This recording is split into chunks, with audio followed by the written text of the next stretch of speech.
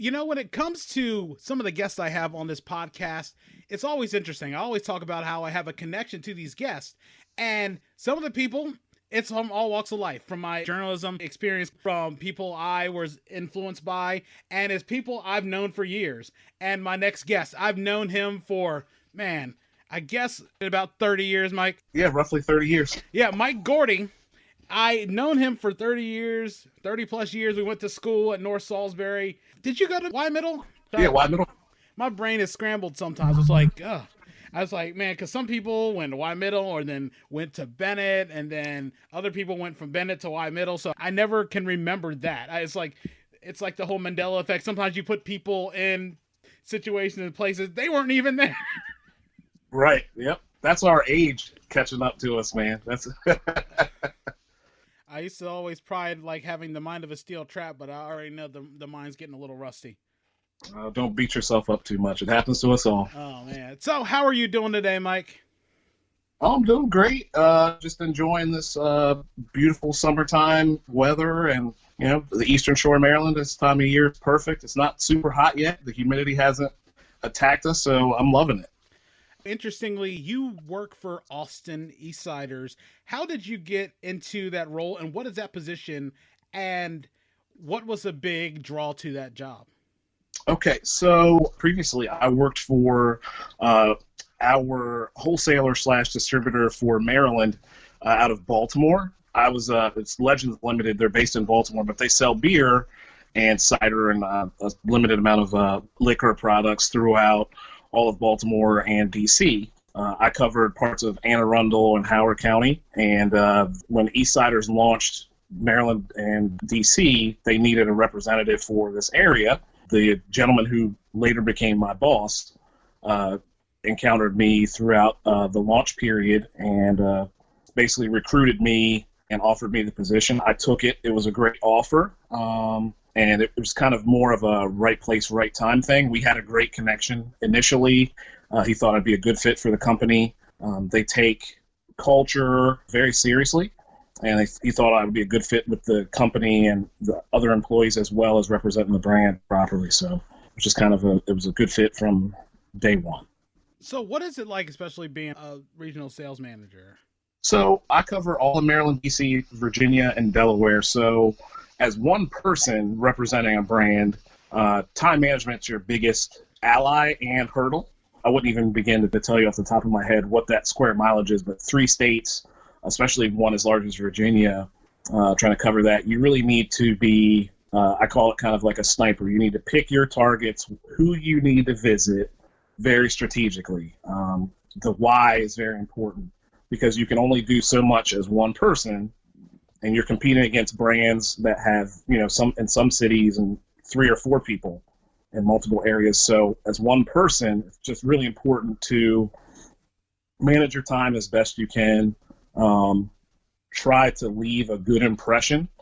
If you can be memorable with a customer and have everything be really buttoned up and your sales presentation be something that lasts, you can briefly tell a story because if you're a buyer for a restaurant or a bar or a beer store or a grocery store, you're getting solicited all day, every day by hundreds of people, literally.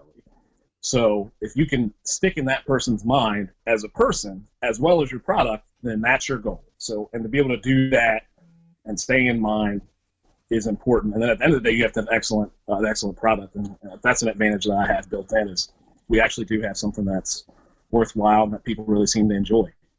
Before we get a little further into the sports part of the interview, what would you say the biggest sale was that you landed? For me, I would say, that's tricky because it depends on who's listening. I would say the biggest one would be there's a German beer garden in D.C. It's a Soft House. They are easily my biggest customer, and just being able to deal with them because they have a huge impact on our business was the biggest one, and just building that relationship and being able to go into their place of business and immediately have a good rapport with the owner. That was a huge deal. And that kind of helped really give us some momentum and exposure in the DC market, which is a huge beverage market overall. So traveling must be nuts. I assume that there's rarely a week where you're not traveling. Yeah, so I would say on average, I'm just driving alone, I probably put anywhere from 45 to 5,500 miles a month on my car. And then, at least once a month, I'm out of my market, either, and as far north as Connecticut or Rhode Island or as far south as Georgia. We're looking to expand into Florida as well, so I'd imagine that's something that's going to happen soon too. So, yeah, there's a lot of traveling, but I enjoy it, so it's not a big deal. Pretty cool. I can't imagine doing all that much traveling. I mean, I could do a commute by itself, 30-something miles each way a day. Yeah, I mean, it's the same place. I don't get to see different places as much as you do, it sounds like. The way I kind of look at it is, just like anything else, if you do something enough, you get used to it, and, your norm is your norm.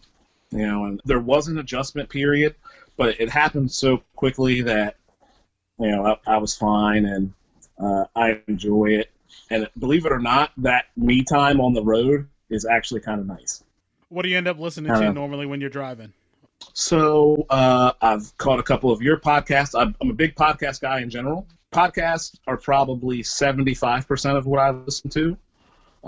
Obviously, music, you got to get some music in, especially at nighttime. If you're a little tired, you need something to kind of get the adrenaline going and keep yourself a little bit awake after you've had a Red Bull or some coffee or something. You crank some tunes up and hit the gas pedal and try to get home or wherever you're headed. I always thought, especially driving at night, and I know I'm starting to feel tired, I put the windows down, I put the music up, I just decide, got to start singing something to keep the brain going, because rarely do you think you're not going to fall asleep singing. You're going to at least be somewhat focused, and this way okay, I know maybe got another 30 miles or so, and at least then pull in the parking lot, maybe fall asleep in the car then, but at least hopefully just get to where you're going, because driving at night, that seems like such a scary proposition. You don't really see it happen, people falling asleep in the daytime while driving. You nailed it. You absolutely nailed it. I've tried to find something upbeat that I'm familiar with and sing it at the top of my lungs. You hit the nail right on the head. What are you listening to now? Because I honestly, I was having this discussion with people. I feel like the older I've gotten, I've sort of aged out of modern music now, and basically my repertoire just basically maybe up to 2000, 2003, and just back. And I just felt like maybe the old soul in me has come out, and just 60s, 70s, a lot of old school R&B, a lot of 80s, 90s stuff that I try to listen to. I don't know, I just can't get a lot of this music today, which I feel like an old man yelling at a cloud, but No, I'm basically the same. There's a tiny bit of new stuff that I'll stumble across I like, but it doesn't seem to be very much. It's usually more from right around the early 2000s and back that I really like. I'm a big time 80s music guy. I've had a lot of debates with people. I think the 80s is the most underrated music decade because the music seems to be a little bit more upbeat and happy. I don't know if we were just a happier country in the 80s or something, but the music just seems like it's very celebratory, especially pop music is very pop heavy in the 80s, it seems to be. So I enjoy that. But obviously, I'm a 90s kid, so all 90s hip hop, especially the more commercial stuff, your early Jay-Z, Nas, Biggie, Tupac, Dr. Dre, Snoop, all that. That's my bread and butter still. And it's interesting, in a previous interview I did with Paul Butler, one of the things I talked about with him was about radio and just how it's changed. And remember, listening to OC 104, we heard Hootie and the Blowfish, Dave Matthews Band, Dr. Dre, Snoop Dogg, Tupac, Hadaway, all the different types of house music, European music. And it felt like it was just so strange. You didn't think you would get such an eclectic mix on that station. And all of a sudden, it's like, wow, every little bit of music that you can think of was on there. And then, lately it just sort of migrated to being more hip hop and R&B, which again, is fine, but it's just not my type of hip hop and R&B. And that's no offense against OC 104. I picked them out because I just that whole focus and that narrow mind. And that's one of those things we grew up listening to, but it's Right. just one of those things. It's the music has changed, and I'm not knocking it. It's just not my tea. Oh yeah, I totally understand it. And I was the same deal. And I think another reason maybe we kind of had a little bit more diverse taste is there were only a handful of stations to listen to, and they kind of all played a little bit of everything. You had the Q105 back then, and 93.5 and stuff like that, and or was it 95.9? So yeah, I mean, I listened to Green Day and a bunch of other stuff back then too. I liked pretty much anything really. So it was if you were to see my Spotify playlist right now, it's a hodgepodge. There's no rhyme or reason or pattern. It's just whatever I'm in the mood for. So Red Hot Chili Peppers, Jay-Z, Diggable Planets, whatever. And it's funny, there is one really criminally underrated station in that Ocean City, Salisbury, Lower Sussex County area. It's 101.7 KISS FM, the original one that came out of Ocean View, where Ron Banks and a few others were on there. That used to be the station I listened to. It's either OC 104 or the original 101.7. And to me, at least, that's what it was. And that was the best thing. I remember I'm sitting in my house. I got my radio, my portable one with the little CD up top. So this had to be about 99, 2000 because I always think I had this Will Smith Millennium album. And at the time I had my stuff. Everybody was listening to more hardcore stuff. Eventually I caught up with that because, like I said, on my list, I got Put Your Hands Where My Eyes Can See, Dangerous, a lot of Busta Rhymes stuff and all that other stuff. And I caught up with it finally, but that was the best thing. They always had this gimmick on Tuesdays. They would do 2 for 2. They would do 2 for Tuesday, where they would play 2 songs by the same artist, or sometimes they play an old version of a song by an artist and then a new version of a song by a different artist, and they would just keep that pattern. It's crazy. There was one where they actually did the original version of Ready or Not, Here I Come, and they sandwiched that in between the Fugees' Ready or Not, Here I Come, and Missy Sock It To Me, because it used the same, Sock It To Me used the same rhythm and opening just as that's the original version. And it's like, wow, you pulled 3 songs out on a 2 for Tuesday. That was crazy. That's a true DJ. That's somebody who really appreciates the music and sampling, just wanting to share something they thought was cool with whoever happened to be listening, or whoever was lucky enough to be listening at the time. Yeah, and listening to music now, I couldn't tell you who the artists are or what the song is, but like I had one day where I'm driving in traffic from New Jersey to Delaware, and I got caught in the traffic, and they have the 5 o'clock mixes that they do. And there's a point where they play the songs in a row. You can pick out what song's coming next by just listening in the background. You can hear particular rhythm, particular beat, or particular sound. And man, I was like, I can see that coming from a mile away. That's Will Smith, or that's Busta Rhymes, or that's Digital Underground. And it's just crazy. Like, rarely, 9 out of 10 times, well, I'll be wrong, because 9 out of 10 times, it's like, yeah, I know that song. I know what song's coming. It's that's the beauty of music, and for whatever reason, I was driving from Baltimore to Richmond this week. Certain songs, it seems like a lot of them, they stay with you. You could not hear a song for 15 years, and that first couple notes comes in, and you're like, oh, it takes you right back. You're locked right back in. You remember all the words, and if somebody had asked you, without you hearing it, do you remember this song? You might not, or you might, but once you hear it, it just all comes right back. It's so crazy how that works. Every lyric, every hook, and it's like, wow, I didn't even think I remembered this song. Or sometimes it's like, I didn't even like this song, but I still remember. Yep. Nostalgia. There's something to be said for nostalgia. Yeah. Even if you didn't like it at the time. Oh yeah, I definitely agree with that. It's like, man, it's like I wasn't big on this Nelly song, but damn it, I know the words here and there. I mean, it never gets old. But yeah, one of the biggest things I know I want to talk to you about, especially in addition to music, it seems like we found that one of the first common bonds. I know you're a big sports fan, and growing up, I remember you've always been like a big San Francisco sports fan. I remember you had the San Francisco 49ers starter jacket, and man, that was a time back then. You can think everybody and their mother had a starter jacket. Either it was cross colors or the starter jacket, or the champion jacket too. There's nothing wrong with the champion jacket, but you don't really see them that much anymore. And I just think, man, That was just a crazy time. But yeah, big fan. You were a big fan around that time, especially they were making that transition from Joe Montana to Steve Young, and they continued their success.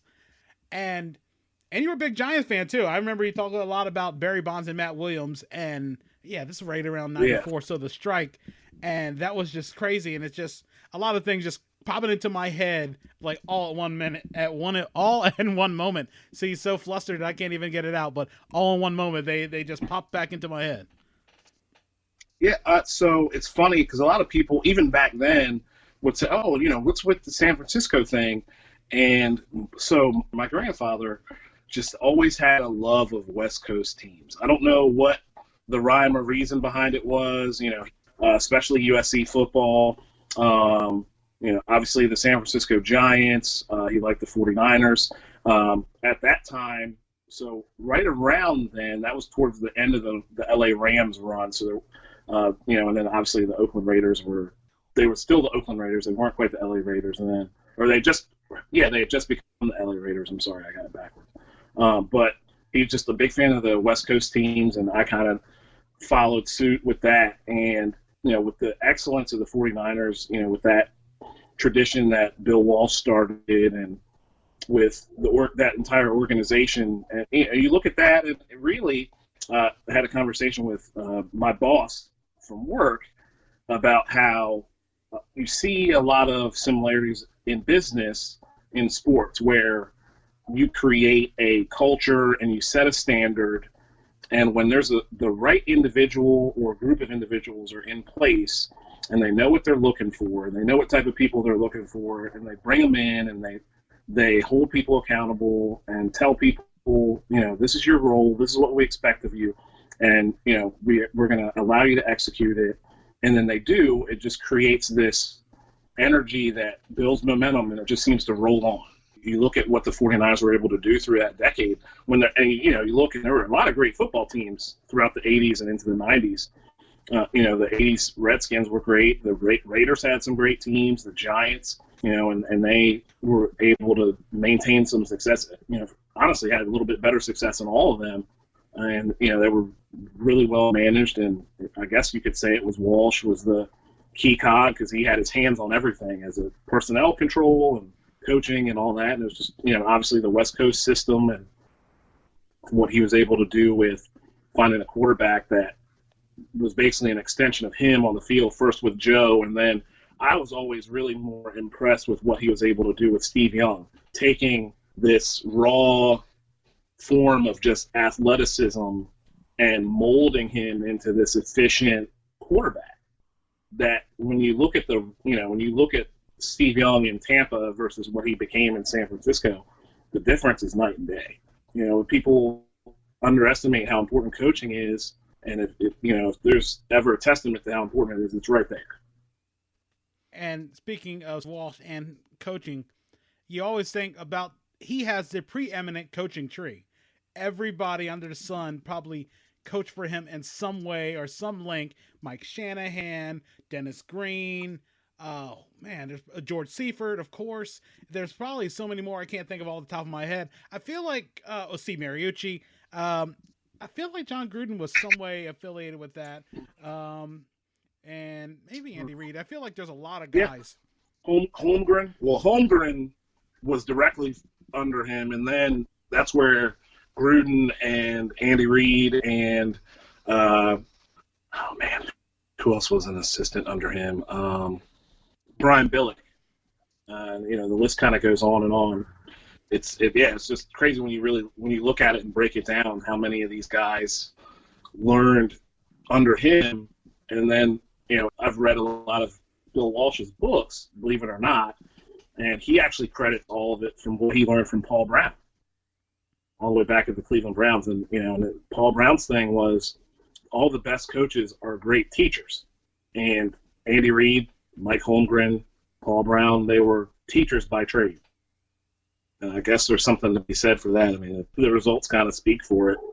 Oh, yeah. And it's been interesting that you mentioned Paul Brown. And I always think of how Bill Walsh almost didn't get the Niners job because apparently Paul Brown thought so highly of him that he decided not to to allow him to interview for a lot of coaching jobs, and that's right. pretty crazy. He wanted to hold on to him. I mean, you can't blame him. A lot of times, nowadays, especially, it's something where it's like a pride thing where, a coach has an assistant that's, he sees the potential and he actually wants him to go out and be successful. Maybe, especially if it's toward the end of the other coach's career, because he's like, this is my guy. He's my protege. I want him to go out here and succeed. But back then, he's, maybe Paul Brown's thinking, this guy's really sharp. I'm not ready to compete against him. And yeah, it was one of the things. He didn't really want him to go out there or and have to deal with him, or maybe he didn't know if he was ready or not. But yeah, I've heard that he didn't really want him to interview for any other positions. And fortunately for the 49ers and anybody who liked the 49ers, he was able to get out and build something that was pretty special. Yeah, and it makes me think of Josh McDaniels, and we were going to talk about this anyway, Bill Belichick. And you feel like Josh McDaniels might be the guy in waiting for Belichick, especially to take over New England. And after the, I guess, the disaster that was in Denver that he took over, I guess he has a lot of confidence in McDaniels being the one, especially everybody else who's been an assistant has gone. Bill O'Brien, Romeo Crennel, Mike Vrabel, Matt Patricia. There's plenty of guys. Oh, Eric Mangini. Just ton of guys that were under Bill Belichick and often went out. Some of them had success, others didn't, and other people were sort of uneven, had success here and there. But McDaniel seems to be the heir apparent. The question is whether Robert Kraft or the Kraft family will decide, we want to go our own direction because you're no longer the head coach. We're going to go our own way. Yes, I'm curious to see how that plays out.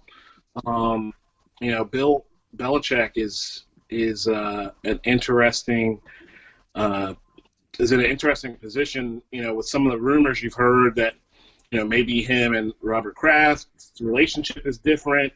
The whispers that Belichick was kind of ready to move on from Brady and Kraft wasn't, and that created some issues. But since that rumor kind of crept out, they've won another Super Bowl. So, and they say winning cures everything. We'll see. But I don't know. I'm of the mind that the magic is really with Belichick based on what we saw McDaniels do in Denver. I don't know how much of what we see the offense do was really McDaniels, or how much of it's Brady, or how much Belichick's involved. We've seen some of I think it was a 2009 documentary with Brady and Belichick where it seems that they actually go over the real specific game plan alone and look at some of the game film or the upcoming opponent and go over some concepts and some ideas with them before the offensive meeting with Brady and all the other coaches and all that. So I don't know. It'll be interesting to see what happens in the next few years, or who knows how long Belichick wants to keep coaching. And Brady said he wants to play till he's $1 million, so we'll see what happens. And we were talking about Belichick before, and we talked about it on Facebook. His tree is very unique because it's not just coaches, it's executives too.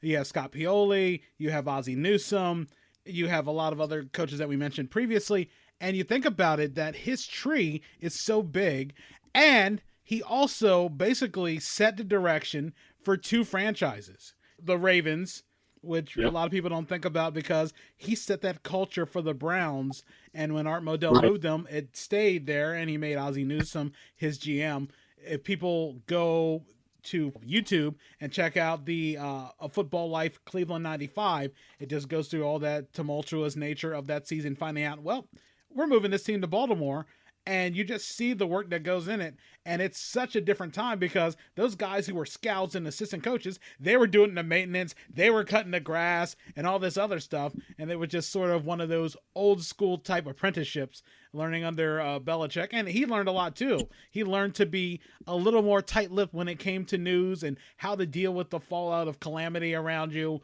I mean, Deflategate's probably nothing on figuring out, well, we're about to leave this city. We don't know what to do. Our jobs are in flux. We don't know what's going to happen. Yeah, it definitely seems to have shaped his approach to everything. If he kind of, it's more of a, we're not going to share anything. We're not going to talk about anything. We have that more clandestine approach, just, I'd imagine, out of his own experience with what happened in Cleveland. He doesn't want that unrest and all that craziness to influence the team. He just wants to focus on what happens in between the lines, and the rest of it's noise, and we're not going to worry about it. And so far it's worked out pretty great for them, and they've had a lot of success. And it's just, I think it's pretty cool watching what they do and how they're able to kind of change their identity week to week and year to year. And and like you said, with what Ozzie and Bill learned together on a personnel standpoint, if you look at the body types of the Ravens players and the Patriots guys, the teams tend to look a lot alike, especially up front. I'd say typically the Ravens and the Patriots they seem to have a larger defensive linemen, larger linebackers. Especially the Ravens seem to have stuck with it a little bit longer, especially on the defensive front. I don't think they have anybody under 300 pounds on the inside at all. That's just Ozzie's philosophy. You can tell when they pick a guy. I joke around all the time. I'll see a guy in college and look at him and I'm like, that dude's a Raven. Like, he's, if any team's going to draft him, it's the Ravens. He was born a Raven, and if he gets drafted, he's going to play in Baltimore for sure. Going on to some of your interest in sports as well, what is the biggest sporting event that you've attended? I've attended. That's a tricky one. So what I would say is, for me would be, I've been to a couple wild card and divisional round football games. The Redskins-Packers wild card game, I guess that would have been after the 2015 or maybe 2014 season, when the Packers came into FedEx and beat the Redskins. And the 2006 wild card game, the Colts Ravens. But prior to those, it would have been the All-Star game at Camden Yards. That was magical. And we were younger, and that was maybe like the fifth baseball game I ever went to anyway. So it was just really cool to go to that. And at that time, any baseball game would have been awesome. It was just really cool to just go and see a professional baseball game at that point in time with the love I had with baseball at that age. So as far as for me internally, I would say that the All-Star game and seeing, all-time players and see, I don't think you can pick a kid from the 90s and not find a Ken Griffey Jr. fan. Anybody who's roughly maybe 38, between like 38 and 40 and 30, you mention the name Ken Griffey Jr., a sports fan, they're going to have some type of memory or something to say about it. And obviously, being from Maryland, your Cal Ripken memories and some of the stuff like that. And then obviously, me personally, especially that year and then moving on, Barry Bonds is pretty sweet. So internally that, but just now as an older guy, football being my favorite sport, any football game is a big deal for me. I know there had always been, especially lately, a big clamoring, especially in baseball, to try to reduce the length of games. And I know a lot of times those games are about 3 hours long. And then other times, especially I think a couple of games last season and maybe in 2017 with the Orioles, there were games that were like 2.5 hours and things like that where, they watch the game's over, regardless if they win or lose, that game's done well before you either have to go to sleep or anything like that. I don't see there's as big as a knock of the pace of play of an NFL game, and they are longer, much longer, sometimes by 5 or 6 minutes longer on average than MLB games.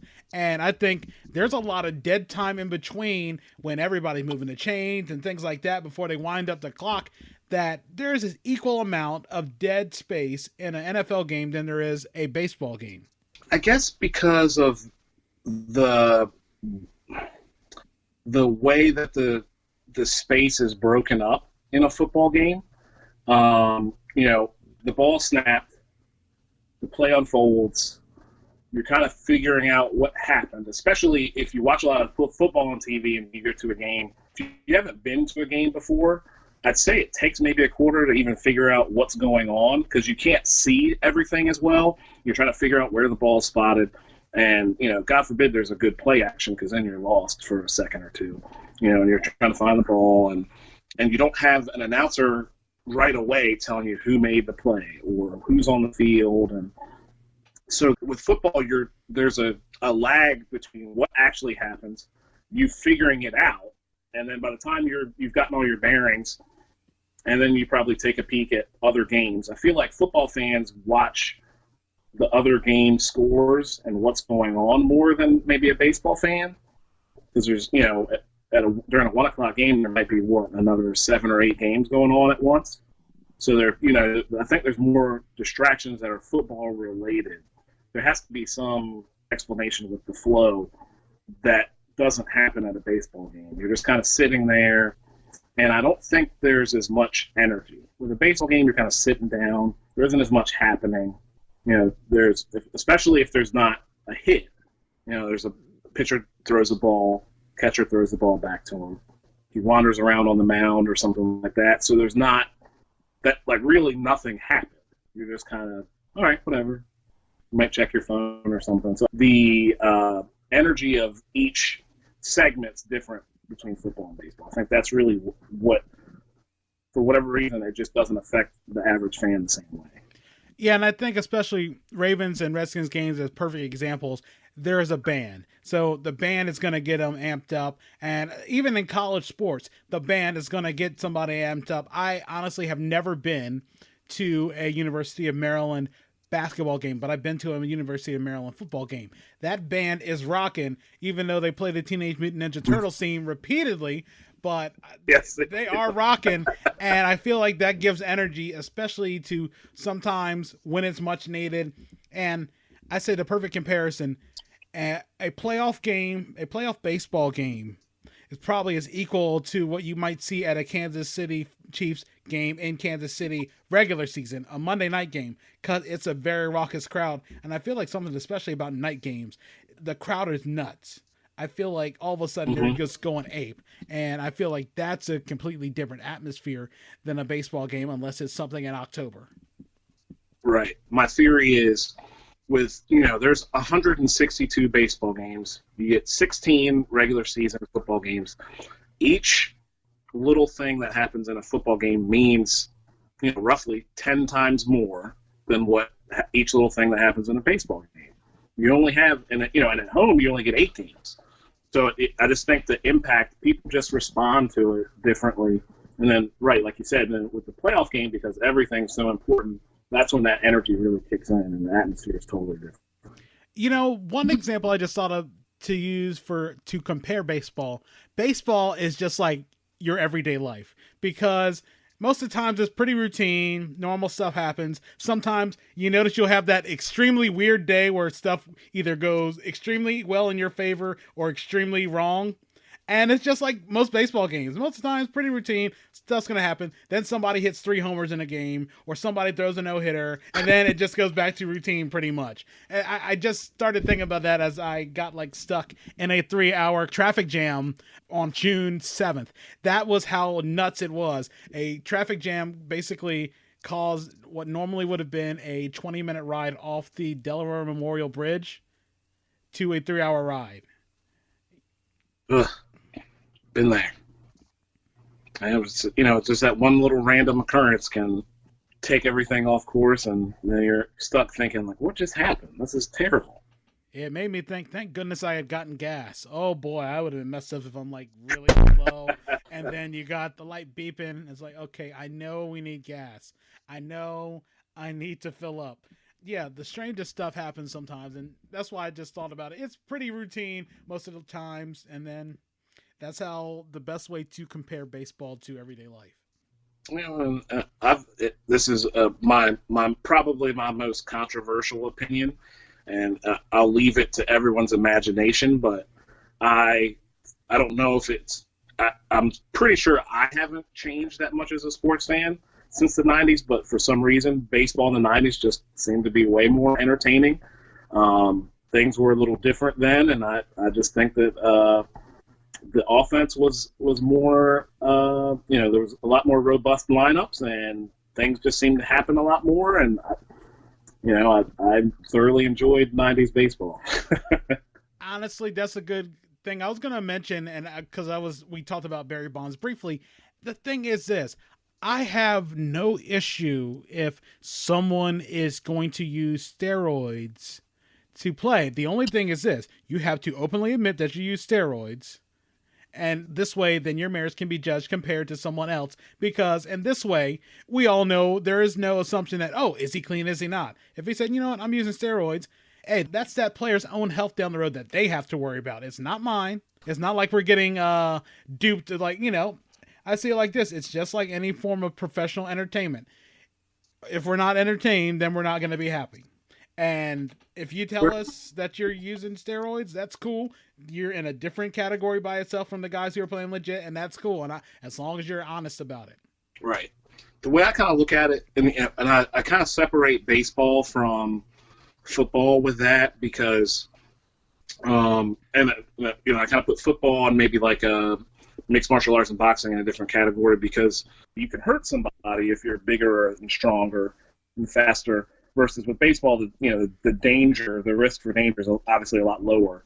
And honestly, we watched guys on steroids playing baseball for 20-some years, I would imagine, or close to 20 years. And at the end of the day, you still have to hit the baseball if you're a batter. We know pitchers were juicing too, and really, if someone's under the supervision of a doctor, I don't think it's that dangerous because there's guys who aren't professional athletes that take testosterone replacement and other hormones and things like that, and the side effects are not super dangerous. And now, if you're at like bodybuilder levels, that's when you start to have those adverse effects when you're taking 200 times the amount of what someone should take. But I think ultimately, if you're an adult and you're not being irresponsible, you should be allowed to do something that's entertainment. It's not that I don't think it's something that we should hold as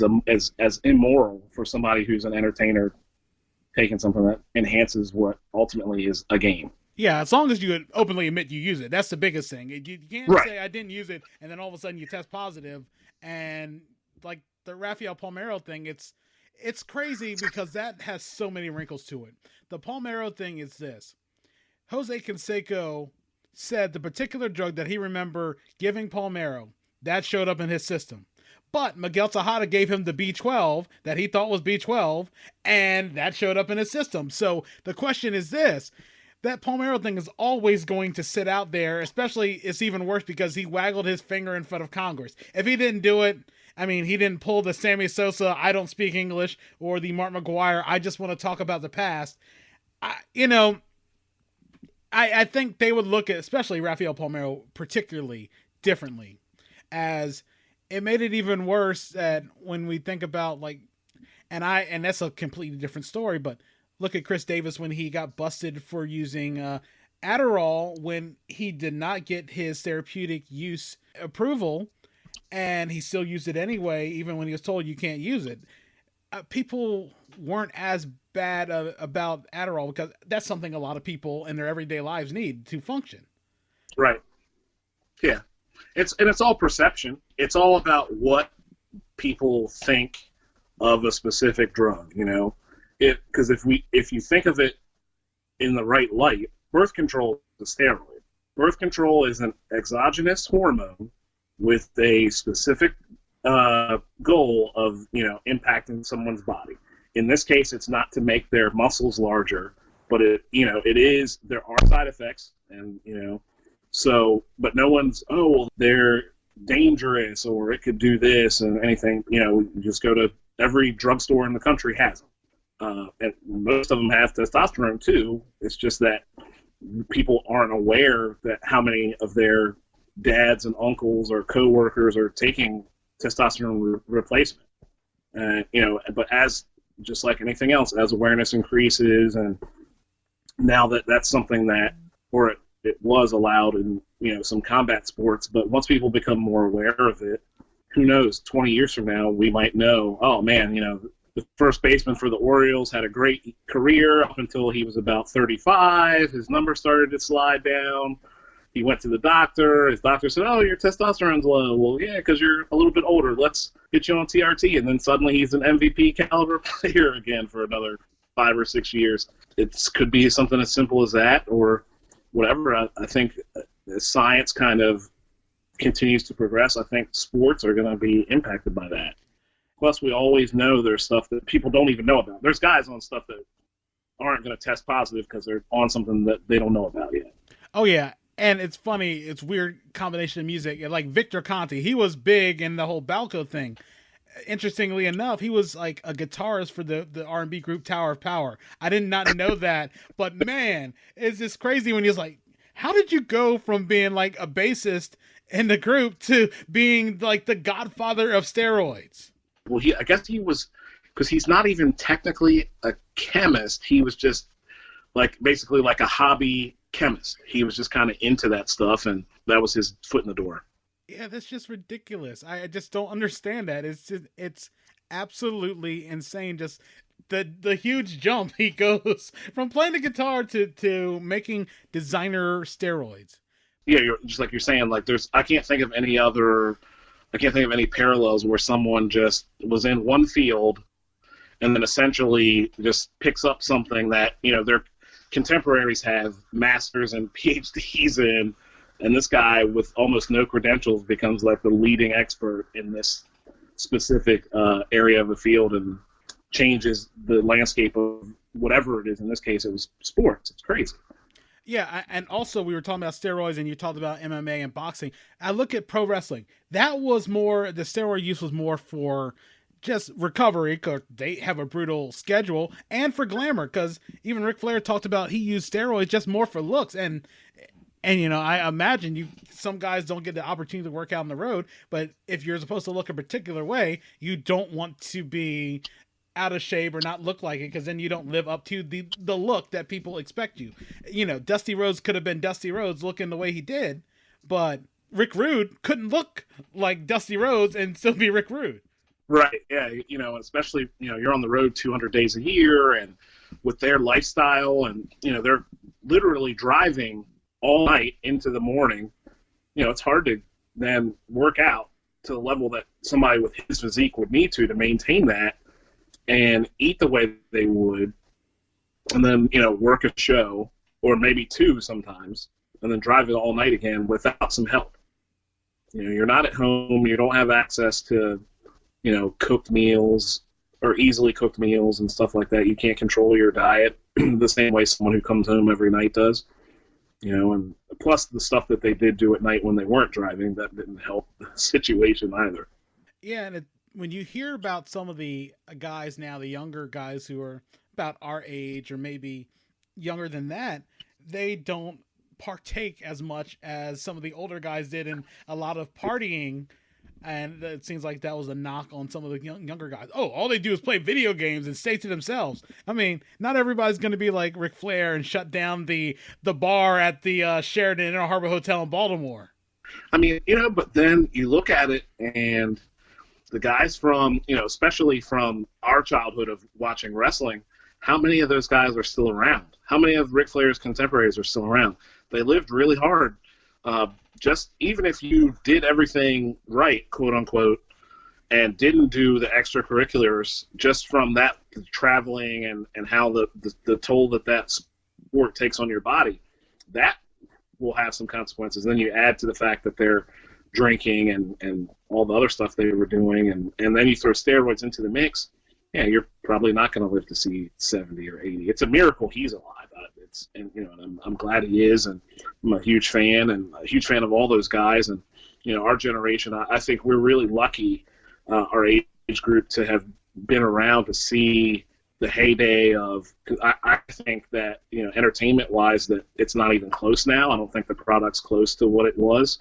I'm not knocking these guys, and they do a great job, and the WWE is still a great company, and I think AEW is going to do some cool stuff, but what we saw in the 80s and 90s is some pretty cool stuff, and I think that it's still something that I think about now, 20 years later, 25, 30 years later, it's crazy. Yeah, and even in using Hulk Hogan, for example, who rarely got injured, he has back problems. He has rods in his back, maybe botched surgeries. He's had his knee and hip replaced and things like that. He can't even do a leg drop, and everybody's like, if he gets in the ring and takes a bump, he might shatter his back to the point where he might not even be able to walk again. And it's just crazy. He was in ideal shape, didn't take as many bumps as everybody else, and he's still pretty bad, almost 70 years old. It's, and you think about a Mick Foley. What does his skeleton look like right now? How does he feel every morning when he wakes up? I don't even know, because I haven't seen or I haven't heard any updates on him in a long time, but like a Sabu or some of those guys that were really, because, with some of the injuries they were having at the time, and, even though he didn't take as many bumps, I don't know what his hips are like, but I know like a Rey Mysterio, his knees are destroyed, and it's, the sacrifice that those guys made in the interest of entertaining kids and grown-ups all over the world, and is pretty cool. And I think that anytime anybody is willing to do something, because it's not like they went into the business blind. They know that you're going to be taking this sports or this form of entertainment is going to take a toll on your body. That's anyone that's willing to do something like that, I think that's a pretty cool thing, and I've always been into that.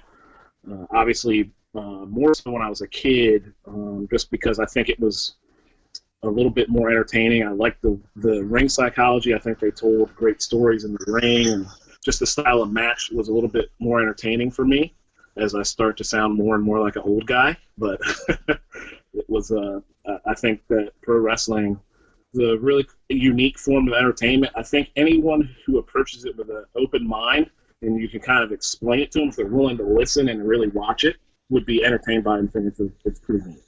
Yeah, and I think about Rey Mysterio, and I just start thinking about WCW and those cruiserweights, and he had to be barely 20 when he was starting to do a lot of that stuff. It's crazy. You think him, Jericho, those guys were young now, and Jericho's almost pushing 50, and Rey Mysterio, even after a point where he had to take a time off because his knee was destroyed, he looks like he hasn't lost a step. It's insane. Taking care of your body and, putting the time in, and maybe a little bit of luck or genetics or who knows, but just to see what these guys are capable of is pretty awesome. I haven't been to a live event in forever, and that's something I'm probably going to try to get to just to enjoy, because I haven't seen one in a while.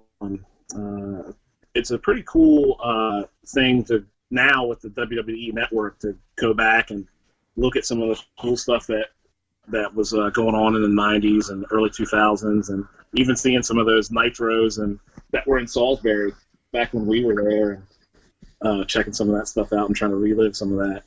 Yeah, and when it comes to a lot of those 90s things, they haven't put everything up there, and I feel like they need to put everything up there because those shows interconnect and tell the whole story. Because what happened on Monday Night Raw will go into what happened on Superstars, and what happened on Superstars you might see on Wrestling Challenge or the Action Zone or things like that, and you don't get to see a lot of that stuff because it's not up yet, and some of it may never get up there.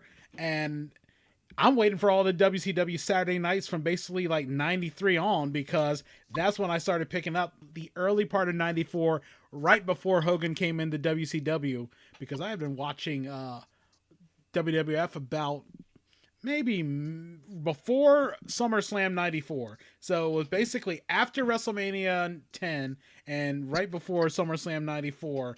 And that's where I picked up on that. Okay. So I am aware of a YouTube channel that has all the old school WCW Saturday nights. I can share that link. I don't want anybody to get. I don't want that channel to get too many views, because then we won't get it. But they have a bunch of those, and it's funny, back in the day. And actually, I wanted to talk to you about this or get some thoughts from you on this with TBS. And WCW's affiliation with that. Obviously, that was a huge thing with Turner because of all the distribution they had. But I also had a conversation with a couple people about how I think that impacted the 90s Braves and how many people were into the Braves and aware of the Braves. And just because if you had cable, chances are the Braves were on your TV I know as much about the '90s Braves as I do the Orioles because they were on TV every night. Oh yeah, and it also depends, I think, by region too, because if you didn't have TBS, you have WGN and you got the Cubs, or you had WOR and you got the Mets, and it all depends. I think that might have been region. Those three super stations, there, if there were any other ones, I can't think of them. Those were the three that basically come to mind. And I remember watching, because I had satellite, so I still had TBS that had the superstation before they sort of pushed off the superstation whole name, and WGN. I would see Cubs games, and I started watching Cubs games on WGN. It was actually the year after Harry Carey died, so it was that season 90, I think it was 99 or so, and so that there was Kerry Wood and then all those other things, and I would see that, and I would always watch the Cubs games just for the seventh inning stretch, because that was probably one of the best parts. And when they start doing a lot of those things where even on ESPN, when they would have a game at Wrigley, they wouldn't show the seventh inning stretch, which is like, how could you not show something like that most of the times? And I just couldn't get it, because that's the biggest part. Every stadium has its quirk. Every baseball team has its quirk. And the seventh inning stretch in Wrigley, which also was done at Old Comiskey, because there's a bunch of like old YouTube videos of Harry Carey singing "Take Me Out to the Ball Game" for the White Sox. So that's odd seeing that too, because I couldn't believe it. It's like, yeah, right. I mean, I know he did it, but it's still sort of something to take in mind. Right, in your mind, it's Cubs strictly. It's funny you say they didn't show it, during the actual game. When they would show it on SportsCenter sometimes, you'd think that would be that's a good programming note, is to highlight that for any, Sunday night baseball game or any highlighted or feature game, is show us the unique feature of that park or whatever they do in that town or at that stadium, so that it's something that might draw more people to come to a game, or just create something to make people check it out. Like, maybe if you're not even a big baseball fan, but you think it's cool that, just to see, what do they do in Chicago, or what do they do in Seattle that's unique, or what do they do in Kansas City? Yeah, and I feel like something that's also along the line of like how wrestling was in the 90s. ESPN has significantly changed from what it was, especially that 93 to maybe 2000 era. I feel like it was still the little network that still had its quirks and everything. And I could think of like little segments they would have during Sports Centers. They would have Peter Gamma's Diamond Notes. They would have Inside the Huddle with John Clayton. They'd have the Campus Notes with Ivan Maisel. They would have basically every little quirk. And it's just crazy to think that I understand. I don't even think it was the Disney sale that really changed it. I think it was just trying to get that whole mainstream appeal. Once you try to go mainstream, you lose everything that made you, and which is sort of why I always think of, I liked College Dropout. I don't care anything else that Kanye West does, but College Dropout was the one for me. I don't listen to anything else, but maybe that's the best equivalent. To me, ESPN of the 90s was College Dropout. Now I can do without it. Yeah, I barely watch it. I will say, and there's a couple reasons why. I will always check out Van Pelt. I think SVP is the last link to that previous generation of ESPN, where the personality of the network was shown through the programming, where, just like you said, all the little segments was what really we were getting kind of a peek into, is the real people that are behind the scenes. And it just created this, there was a character of each person, not like character in the sense of them being phony or acting, but that actual person's character or their personality kind of shining through in a good way. Almost like it was a small little network in Bristol and not the worldwide leader, as they, kind of name themselves. I think that Scott Van Pelt and his SportsCenter at midnight is the only thing that kind of alludes back to that. So that's basically the only thing on the ESPN I enjoy, the couple times that I'm able to even stay awake late enough to watch it. Yeah, and I just go back. I could always think, and I mentioned this and I always bring it up, when I think of old school ESPN, I remember sometimes I'd get up super early because And sometimes I used to, instead of being a night owl, I used to be that person to get up like 5:30. I didn't have to get ready for school until like the bus didn't come till like 7:30, especially before you have to make all the little transfer shifts from Y Middle to go to North Salisbury and things like that. But I would get up. They would have maybe Kiana's Flex Appeal or something on maybe at 9 a.m. at this time to stay at home. They'd also have a half-hour version of Up Close at 5:30 to take you into the repeat of Sports Center, which ended up being a half hour, and you'd either have Dan Patrick and Keith Olbermann on one, you'd have Charlie Steiner and maybe Steve Levy, I think Britt Haber and Craig Kilborn. I couldn't remember most of the pairings, and it's just such a thing that's ingrained in your head. And it's like, I cannot believe it. It's just that once you heard that guitar riff and then the saxophone, you knew it's on for a good 30 minutes or an hour, depending on what version they do. Or if you get that Sunday night repeat, you get the 90-minute Sports Center because they have the interview. And you knew, man, this is going to be good. Try to catch as much as I can before the bus comes by. P.S. Shout out to Kiana's Flex Appeal. Throwback. That was great. I haven't heard those three words in a row in 30 years, 25 years. But that was like my first like sneaky like guilty pleasure, I think, in life. Kiana's Flex Appeal, that was awesome. Oh yeah, I remember trying to get up early enough to catch that, and there was another similar show that came on in the morning. The host was a guy, but I always took a peek at the ladies at the beginning of that as well. I'm trying to think who it is. I think I know who you're talking about. I also know there's Denise Austin. Denise Austin had her show on there as well. Man, I can't think of the guy. Yeah, I don't know. Was it like, for some reason, Lee Haney is the name that pops into my head, but I don't know if that's it or not. I think he was a bodybuilder. He might have had a show, but the guy I'm picturing, he had like a dark. I think he might have been maybe Spanish or Portuguese. I just remember he had dark hair and a mullet because it was the '90s, so everyone had a mullet. But yeah, that really took me back. It like totally wiped my mind when he said Kiana's Flex Appeal. But yeah, sports center in the '90s. It's just one of those things that it'll never be recreated. There's no going back, and it's kind of, I think, a lot of ESPN's issues now is the way that TV is changing and media itself is changing with podcasts and freeform and all that.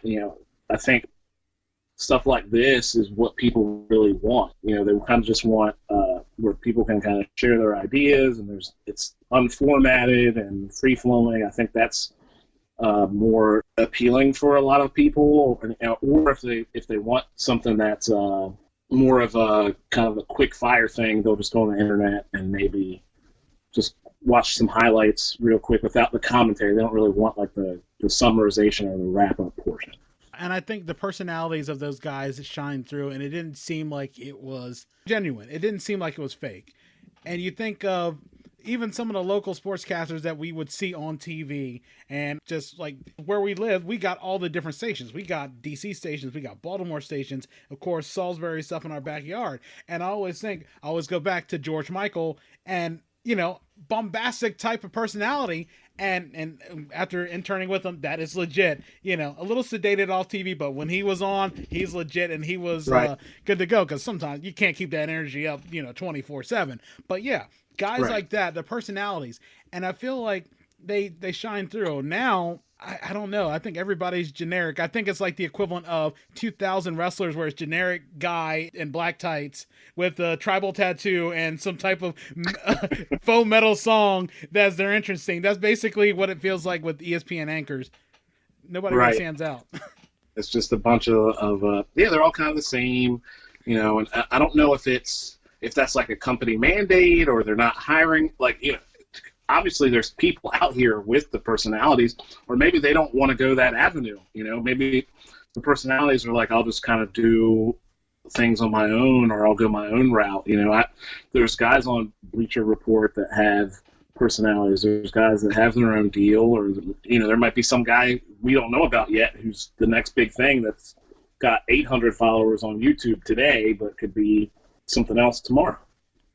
Yeah. Heck, it could be you in a year. Who knows? Who knows? I always think that, like, I don't really watch it because I'm not a big soccer fan, but the Men in Blazers show seems very interesting. Just sort of the kookiness and stuff that goes with it. When it comes to soccer, I just can't get into it as to, like, I'll watch hockey and no doubt about that. Hockey, I'll watch that any day over soccer. The good thing about soccer is it's so time efficient. It's done in under 2 hours, and you can go on with the rest of your day. Right. I take a peek at it when I remember it's on. It's not something that I don't look for it, but say if I'm like at a bar and it's on, I'll watch it, especially if it's like Champions League or if it's the English Premier League or some of the even like the Italian League, or if it's a team I recognize and there's a player I know, and then I'll take a peek. But it's not programming that I'm hunting for, at least not yet. And maybe if America finds some way to kind of emphasize it more, it might be something that I might get into. And I will say my interest definitely has grown in the last 5 years or so. So, and I think that if more American kids play and we have more players playing at the highest level, I think that will feed the interest. And obviously, if there's more people from here, I'll probably be more interested too. Yeah, I definitely think being able to see someone you might recognize or that might sort of represent you, that's the biggest thing. And, more Americans there, maybe it's like, okay, we're going to be interested in this. So, we'll have a following, but I can completely understand that. But one of the things also wanted to mention and talk to you about, I know you're big in MMA and boxing and like the combat sports as well. What do you think the state is of boxing right now? So I think boxing is, like anything else, my opinion. I think in this climate, boxing's biggest issue is there's so many divisions, there's so many belts, there's so much. I feel like there should be some type of streamlining, almost kind of like how right now, in mixed martial arts, really, as far as the most people are concerned, it's the UFC and then everyone else. And I think if the IBF or the WBO or one of the sanctioning bodies was like, listen, we're going to be the headliner, somebody needs to kind of take the charge and say, this league, or if there was a league, this is the league, we have X amount of weight classes, these guys are the best guys, we're going to put on fights on a semi-regular basis, and to kind of keep more attention on boxing on a bigger scale more frequently, I think that would just kind of draw more attention. Because I think the average person, maybe I'm wrong, because don't get me wrong, I love boxing, I love MMA, but I think the average guy still is into boxing more, especially your older sports fan. And I think there's still a large demographic of people that are into sports that would be more likely to buy a boxing pay-per-view than the mixed martial arts pay-per-view. And I think if there was some way to just kind of streamline things, because I think ultimately you need stars. And how do you make somebody famous? You need a personality, but you also need to see them to recognize them. You need to find a way to get these people's faces in front of people so that they're recognizable. I think that, there's only a handful of famous guys in the boxing world that, if you were to go to Chick-fil-A right now and stop the first person you think might be a sports fan and ask them to name 10 professional boxers right now, they're probably done after 3 or 4 of active boxers. I just don't think there's any superstars to the casual sports fan anymore. I think that's boxing's biggest issue. There are fight sports in general, really, but it doesn't seem to be a big issue for MMA, and I don't think there's any financial issues, but I just think there's still runway out there. Like you look at like the 80s and in the 90s, there's no Roy Joneses, there's no Mike Tysons, there's no Evander Holyfields right now. There's nobody who's a household name, really, that's boxing. Well, with Floyd, but not really an active boxer. Yeah, and I think especially like Triple G, everybody was sort of on the Triple G bandwagon, and then that loss, it just sort of changed everything because everybody's hoping, man, the Triple G keeps going. Maybe he'll call out Floyd. Maybe Floyd might answer the call, especially if there's money out there. And I mentioned before the previous episode, we'd all be disappointed because it ended up being like a defensive match, which is great if you were a admirer of boxing and good defense. But I think everybody would feel like they got ripped off. I mean, I honestly don't watch boxing like that. If boxing's on TV, I'll give it a shot and look, but I'm not going to go out of my way to pay the money to watch it. I just won't. And I feel like getting ripped off sometimes because there really hasn't been a boxing match that lived up to the hype, since even Floyd Conor. And then to me, the last boxing match that I actually actively paid for was like Tyson Lewis. That's saying how long it was, because other than that, I wasn't going out of my way to find all this stuff. I mean, yeah, because there's nobody that excites you. There's no one that you're like, man, I can't wait to see this guy get back in the ring. The most famous boxer in the world right now, Floyd, isn't exciting for most people to watch. And I would never knock him for it. I think he's obviously super skilled, and I think that his style suits him because at the end of the day, his job is to win every fight he steps in the ring. So I would never knock him for his style, but it doesn't actually help the sport that the most recognizable face isn't knocking people out and isn't putting himself in harm's way the same way that some other guys do. But, that's not his job. Isn't to put himself in harm's way. It's to win. I just wish there was some way to kind of streamline boxing, because I know there's got to be somebody out here who's okay to stand in front of another guy and bang and take a couple shots and willing to trade. And, if we were able to just kind of package them and present the right way, put a handful of guys in every division and let them kind of go. And even if the guys aren't necessarily world class, then at least it would be entertaining, and it would be something that would bring attention to the sport and get people excited about it again. Because you don't really hear much talk about it. I remember being a kid and, my dad and his buddies talking about all the Tyson fights, and even though they were kind of angry that they pay so much money for a 2-round fight or a 1-round fight or whatever it would be, they were still excited, and they would still talk about it. You think about it, a 90-second fight would be conversation for weeks, and now no one talks about it anymore. It's not even really a thing. And for me, any sport that I'm into or have been into not being as popular as it could be isn't, to me, it's a bad thing. And I think the powers that be should try to find some way to prop it up and make it more entertaining. I just think I go back to the wrestling correlation, thinking about all these different organizations when it comes to their belts. It's just sort of like how you got all these other smaller independents that started in like the AWA and things like that, is because, well, the NWA doesn't think this guy should be the champ. Well, like, screw that. I'm going to leave and make my own promotion and make my own money and make my own champion. And that's how it started with I feel like with all those other boxing ones, because, we don't think this guy should be the champ. We don't think he should be fighting for the title. We'll start the WBO, the IBF, and all this other stuff. And I don't want to confuse any of the boxing organizations with root beer, so I don't want to call them the IBC championship, because I doubt that's what it is. But I feel like that's what happened, and streamlining would be great, because maybe that's it. 2 or 3 organizations. We don't need like 6 or 7, because I can't even keep track of it. It's like alphabet soup. And I feel like you have these things, and even the Ring Magazine world title, I can't even affiliate that with everything else. And I'm always wondered who gets to anoint who is the best pound for pound in what particular weight class. I don't know, and maybe that's just me not being the educated boxing fan. I mean, I keep trying to remember the 4 criterion to judge a match, even though I keep forgetting like 2 or 3 of them every now and then. But I feel like sometimes it can be a little convoluted in boxing. Yeah, and you're right. You're absolutely right.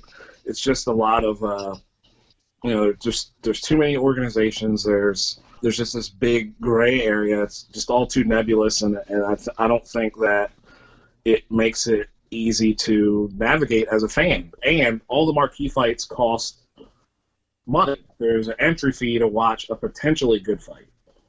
There's not, you don't have like a regularly scheduled, pretty decent fight that, that somebody can just go, okay, I know on Friday night I'm going to watch somebody who I recognize on television, be it on ESPN or Fox or whatever it might be. At least not now. There are fights that are, there's Thursday night fights or Friday night fights and all this other stuff, but I don't know who any of these guys are. And I feel like there's got to be some way to do a better job of marketing some of these guys to at least allow the casual sports fan to recognize some of them, because at the end of the day, there's no way that hurts the sport. Awareness can't hurt the sport. It can only bring more business, more eyes, more advertising dollars, give you the ability to make bigger events and do cooler stuff. Maybe give these guys some health care, perhaps. I don't know. It's funny you mentioned that promotion, and I always think, watching Monday Night Raw on USA in the 90s, what's the biggest thing they promoted other than silk stockings? Tuesday night fights. You would see big names on Tuesday night fights, and even though I didn't watch boxing back then because I'm 11, I didn't really think anything of it, but Tuesday night fights used to be the biggest thing. They used to pimp every commercial break on WWF Monday Night Raw, aside from silk stockings and Pacific Blue and all those other shows that they would have. No, Femme Nikita and things like that. Yeah. Oh yeah. Yeah. That's the USA Network. But that's the thing. They knew back then that wrestling brought an audience that fit their sweet spot for their target demo. They knew what they were doing. Okay, so we want that, 18 to 30 male demographic, because they're going to spend money on pretty much anything we put in front of them. And they watch wrestling, so that was your alcohol commercials, that was your, you name it, magazine commercials, TV shows, whatever it could be. Any product that they thought that they could peddle to that group, you saw the commercial for it in wrestling, and obviously it worked. So, because I can remember, it's funny, even now, I hear Lord Alfred Hayes saying promotional consideration paid for by the following. Yeah, and that's funny. The YouTube channel Wrestling with Regret uses that a lot. So that's right. Yeah, they do. And it's like, Lord Alfred Hayes has probably been dead for almost good 10, 15 years, but you'll still hear that wherever you go. I would just like to have them do that for Monday Night Raw now, just like, oh, wow, I did not expect that, but that would actually mean I'd have to watch, because the last time I watched was maybe the Raw before WrestleMania, maybe the Raw after, and after that, I have not watched in a long time. I watched the Hall of Fames. That's really it. Other than that, I just watched the network, and I listen to a handful of podcasts, for more nostalgia purposes than anything else. Yeah, I listen to Tony Schiavone's podcast, and I listen to Cornette. I used to listen to Bruce Pritchard, not so much now. It's just, I don't know. I just feel like Tony Schiavone's has sort of just exceeded that, and just because the goofiness that occurs to that, and it makes me think about. As I mentioned it, I always feel like referencing previous episodes, but the biggest thing that you watch, Monday Night Raw, the end of the episode is always pretty much wrapped up. The whole, everything that happened was wrapped up. But then on Nitro, everything's going crazy. Then Sting drops down and like, we gotta go, we're out of time. That's pretty much what it is. It's like, man, why couldn't you stay with it? And it's like, I don't know. I feel like that was like distinct differences between what WCW did basically up to 98 before they fell apart, and then what WWF would do.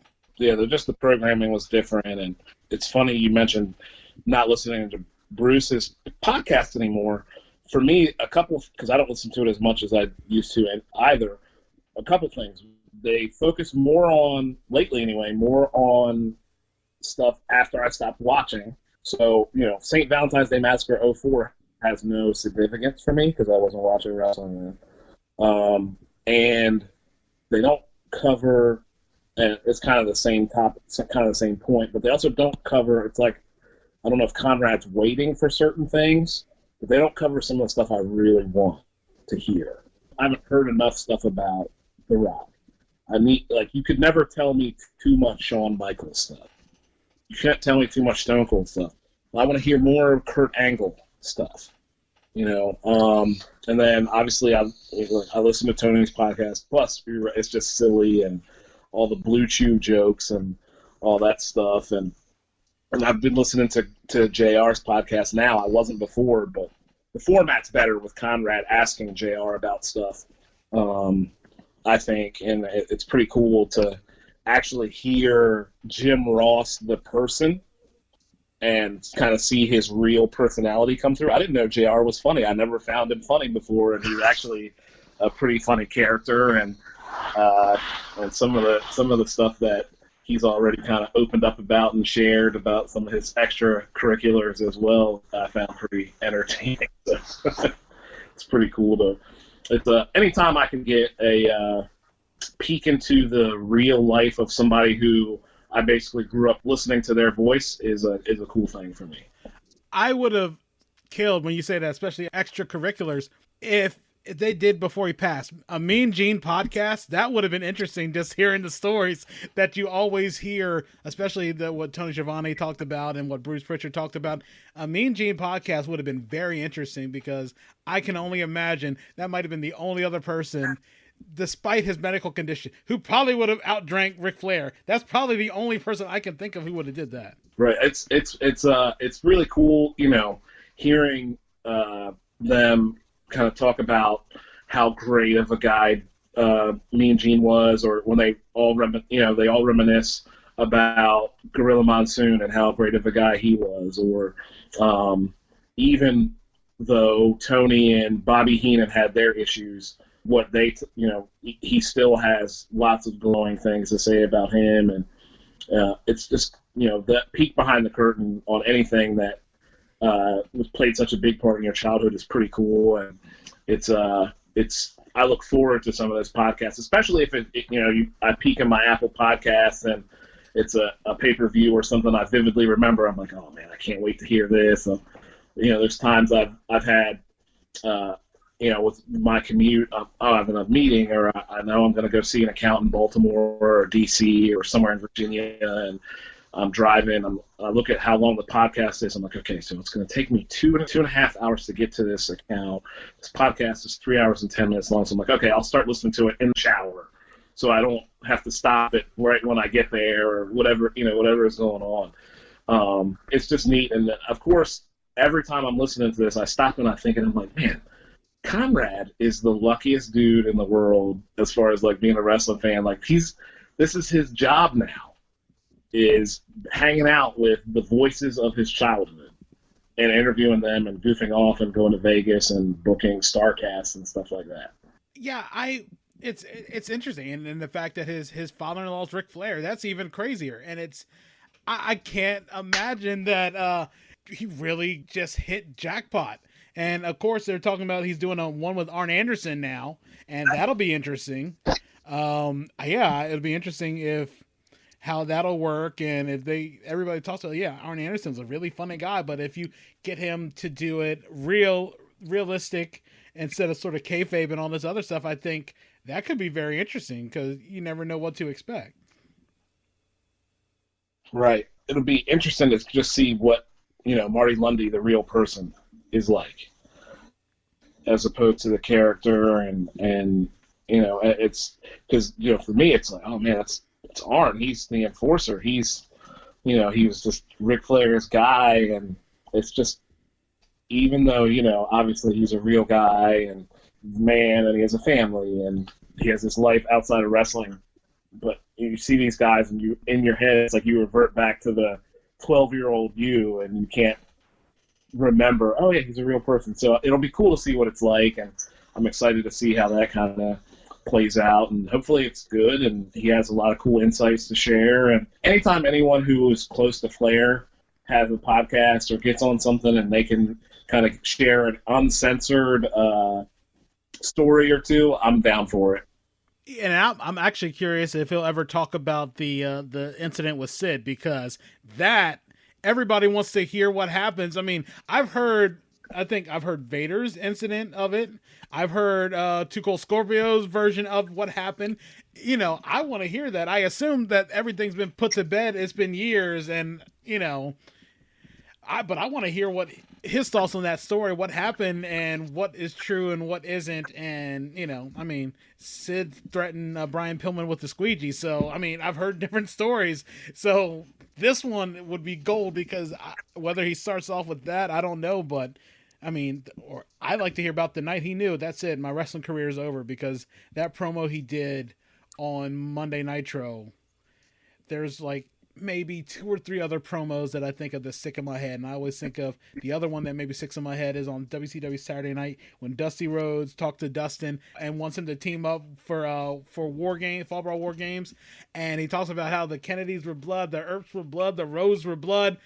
That's probably one of the best ones, which I'm surprised they never used that in that promo package for Cody versus Dustin, because when I think of that you do that, you have Dusty's voice in the background, and you do that, and then you have them, okay, these 2 guys are fighting for a belt, and that's probably the best. I haven't seen the whole match, but I feel like that might have had Owen Brett vibes just because of just the whole topic matter, because, unless you're an only child, everybody's got a sibling that, maybe they don't always see eye to eye with, or someone they've always been competitive with. And, I can only imagine. I'm going to try to find somewhere on the internet where, the dark regions where someone has a version of that match, even if the video quality is reversed or whatever. Somebody's probably got a version of that match on the internet. Yeah, it's funny. I was thinking about, so you were just kind of mentioned Arn, and I was thinking, in theory, as long as these guys hang around long enough, there's an almost endless supply of wrestlers who can kind of share all these crazy stories. It's almost to the point now where that's more entertaining to me than wrestling, is the behind-the-scenes stuff. What did these guys do on the road? What kind of interactions did these guys have when it came to how they felt about creative and this guy's spot versus another guy's spot, and I didn't want to do a job to this guy, or I'll never put this guy over, or if this guy has to put this person over, then I can't do a job to them. It messes my character up, or whatever it might be. But just all the craziness that goes on in the pro wrestling world makes for it's a perfect source for podcasts. There's just so much emotion and drama and real life craziness that as long as there's somebody from that industry around, there's just a mountain of content. And of course, obviously, as long as there's people like you and me and all the other crazies that listen to this stuff. And I think especially looking at Dark Side of the Ring, that's a good thing too, to tell those stories as well that maybe a lot of people aren't around anymore. And those things, like looking at the Von Erichs one, man, it's just, you can't think how many disasters that occurred. And I mean, they lost a brother before he even turned 5 or 6, and then everything else, it's like, that's just disaster. I mean, how, it's such a haunting thing. But I mean, I'm hoping when they come back, hopefully they come back with season 2, and then there's like millions of stories that they can tell. Everybody's going to want to know the Owen Hart thing. That's going to be the biggest thing. Benoit is going to happen. How they're going to handle telling that story is going to be interesting, because that's a really delicate situation. They may tell Eddie Guerrero stuff. They may tell the Brian Pillman. I always hear the story about how Jim Cornette found out that Brian Pillman died, and he thought, okay, this is not a funny joke. And then come to find out, oh my, he died. He actually died. Right. There are plenty of stories that could be told that I think a lot of people would be interested in. And just like the Bruiser Brody one, man. And if you aren't angry or mad about what happened with that whole situation, it's, right. Oh man. Yeah, or just, like stuff like that. And if you were to just kind of take that same scenario and kind of project it into another realm of sports or entertainment, and like if that happened to like Jack Nicholson or something in some other kind of way, people would freak out. Like, it would be a huge thing, but because it was a professional wrestler, it's just this thing that only wrestling fans really know about. or whatever, and nobody outside of that really seems to care. And then the fact that it doesn't seem to be as mind-blowing to people around it as I feel like it should be. But there's all kinds of weird little quirky stories. They could do something, compile the whole deal with what all those guys did with the Lloyds of London contracts, or the Lloyds of London, I guess technically there were contracts that they had, or,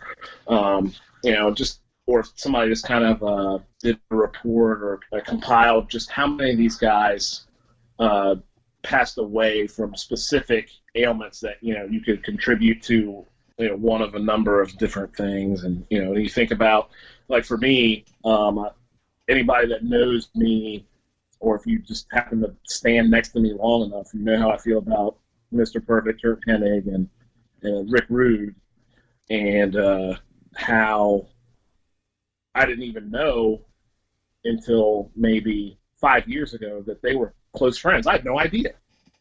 But those were like two guys I was a huge fan of, and then the circumstances in which they both passed away, and then the fact that that's just now it's just standard issue for guys of that era. But there's so much media or content that you can create based on that whole time frame that it's crazy, and something that obviously podcasters are taking advantage of, and it's cool to just kind of check it all out and listen to it, and kind of get taken back to that era and relive some of that childhood memories. And it's fun. It's fun and interesting and sad, and you just run the whole gamut of emotions. It's just like anything else. Strike those emotions and people just get locked in.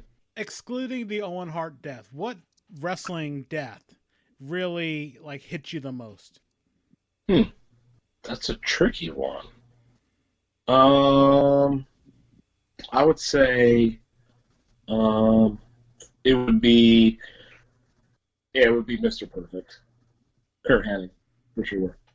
It just especially with how much of a real family guy he was, and how you can tell from the other guys, just from talking to other guys or hearing stories, how beloved he was. And we all know that sometimes when people pass away early, everyone kind of glosses over the stuff they didn't like, or they forget that stuff. But just like a fun-loving guy he was, and all the pranks and stuff, and it just sounds like he was a real joy to be around, even if you were the one that were the target of some of the ribs. But that was one of the first ones that really got me.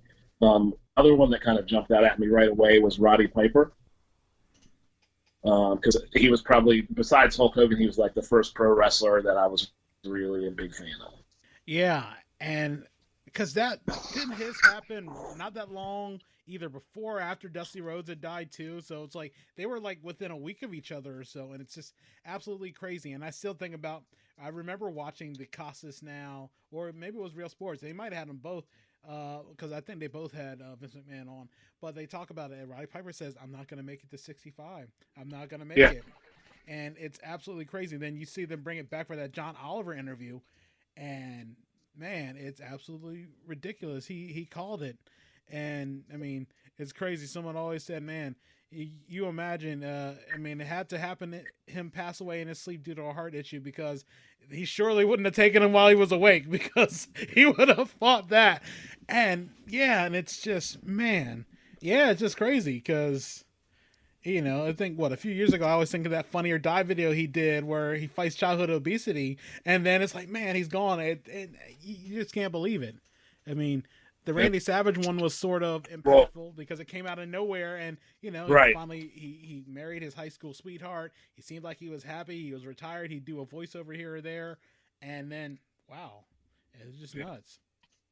Yeah, that one. So that was another one I was gonna say, and then the one, I guess maybe one that I kind of think about, because I guess maybe as somebody who was kind of like a secondary personality, and it wasn't, you think about like a Miss Elizabeth and the circumstances around that, and and what's happened with Lex since then and all that.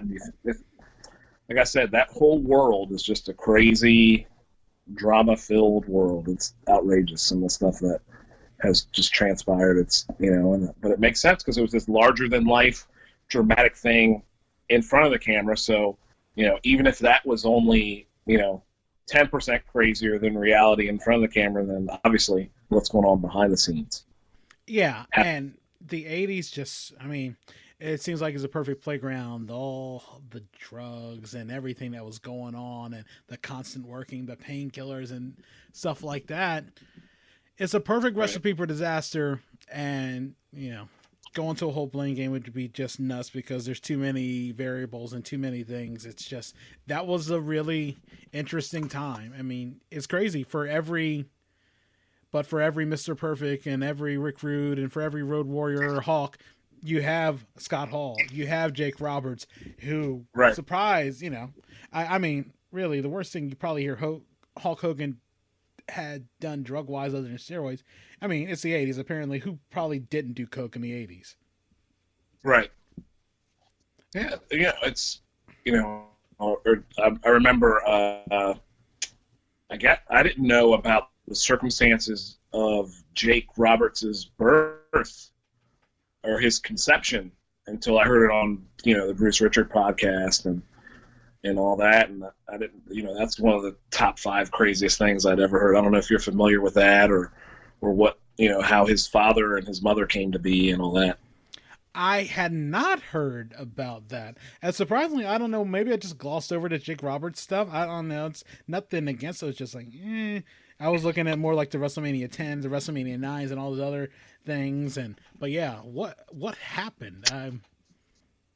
So Jake's dad, I cannot remember his name. Grizzly Smith. At the moment. Grizzly. Yes. So Grizzly was dating a woman who had a 13-year-old daughter, and Grizzly one night sexually assaulted that girl, and the result of that was Jake. Oh yeah, I had heard that Grizzly Smith was not the most upstanding person in the world, I guess, to use a term, because there's plenty of harsher terms to use. But yeah, oh man, my goodness. So, you think of what environment that type of situation could create.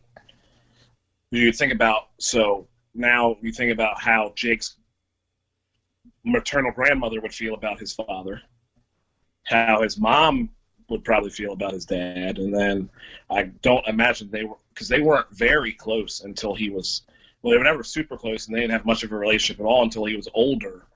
So, I'd imagine that can create some issues that, would tend to push someone in a certain direction. And then you combine that with the fact that he's in the industry he was in. So, his substance issues were, if you were a gambling person, that the odds on that would be pretty high. Yeah, and the stories you hear about him and Gino Hernandez, the stuff they partook in, and, seeing what Gino Hernandez died of, and seeing that documentary where Jake is like, man, we used to party all the time. Oh, man, it's just, like you said, it was the 80s, and, these guys, a lot of them, especially, the guys that we were looking at on TV were making pretty good money. If they were, you're on WWF TV at that time, you're making decent money, pretty good money, even though you were working hard.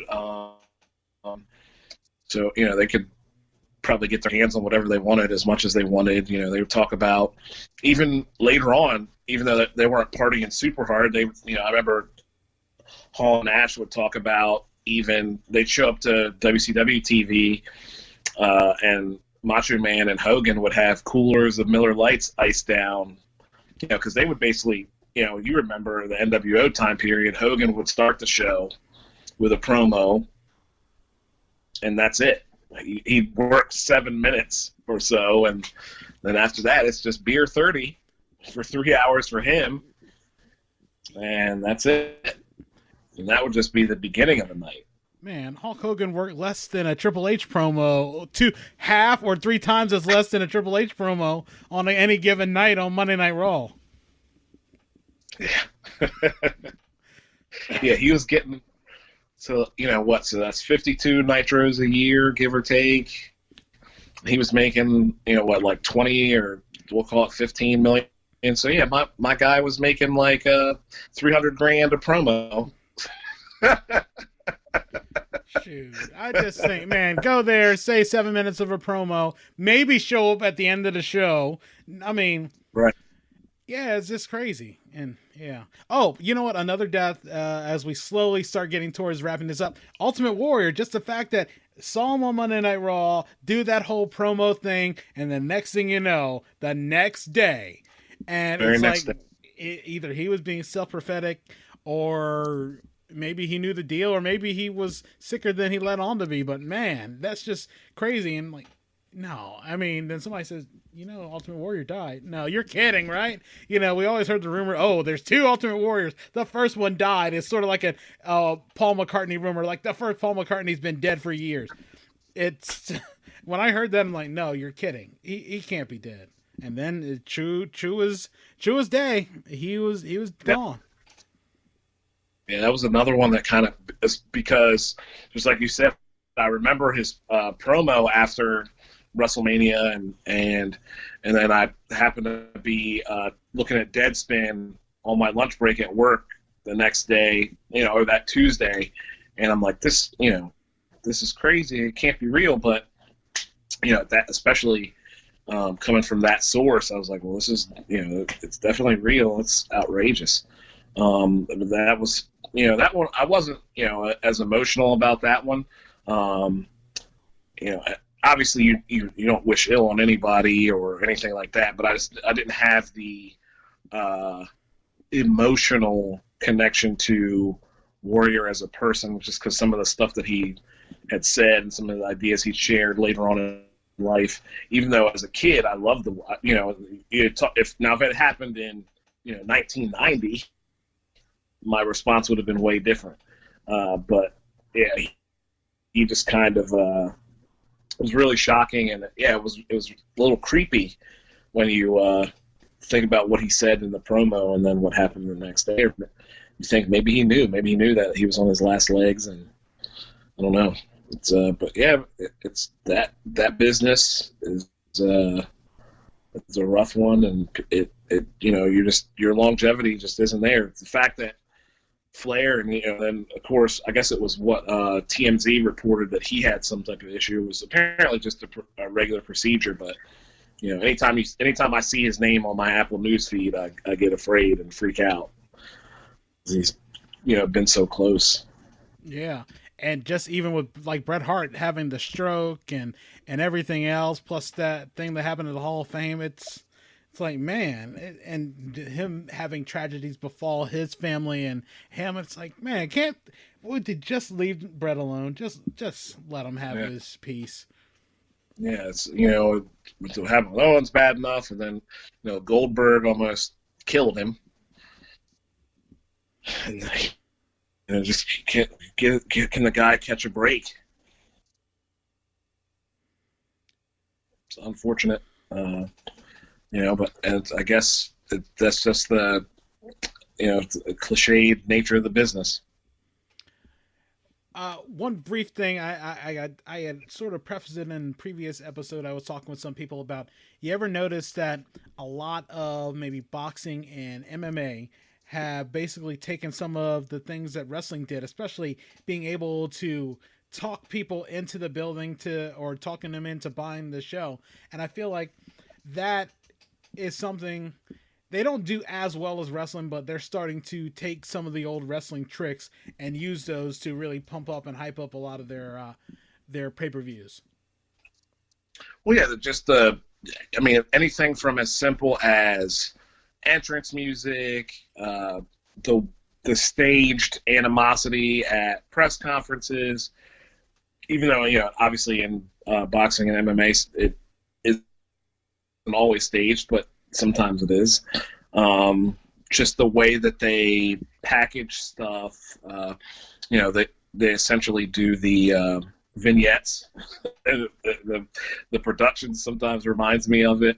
And there's nothing wrong with that. I think if you see a good idea, why not take advantage of it.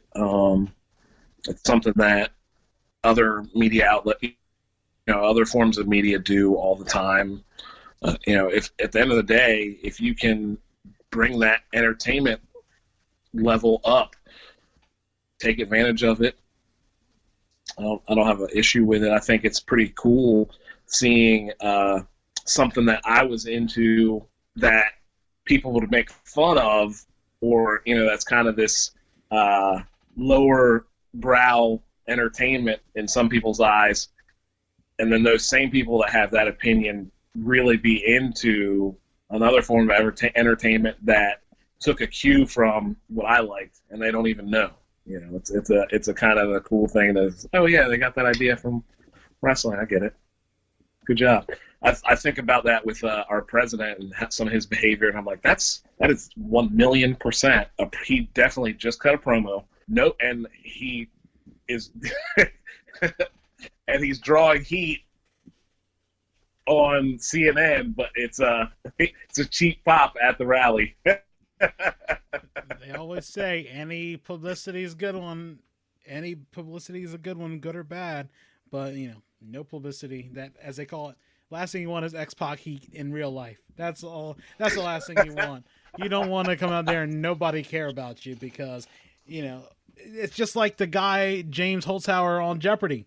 I mean, I honestly was fascinated by watching him, the way he played, because it's like watching a craftsman at work. He put in the work, and right. Some people didn't like the way the game was played. I mean, honestly, there was no set rule saying you have to go up and down the board at all. No, right. There was never that. Maybe some categories may necessitate you to go up and down the board because they may have like a chain of clues where you need it to the end to get it to the end.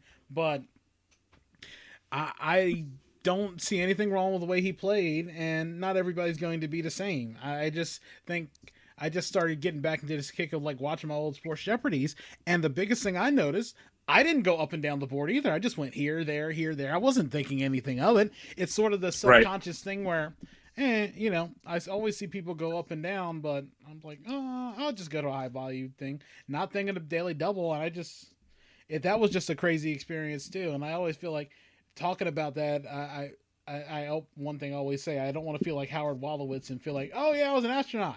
I don't want to say, oh yeah, I was just on a game show. Cool.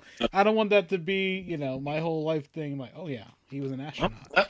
It was a pretty cool thing, man. I remember when I found out about it. So if anything, anyone that knew me was annoyed because I was telling them about it. Like, you didn't have to say anything. And I remember, so I actually, I saw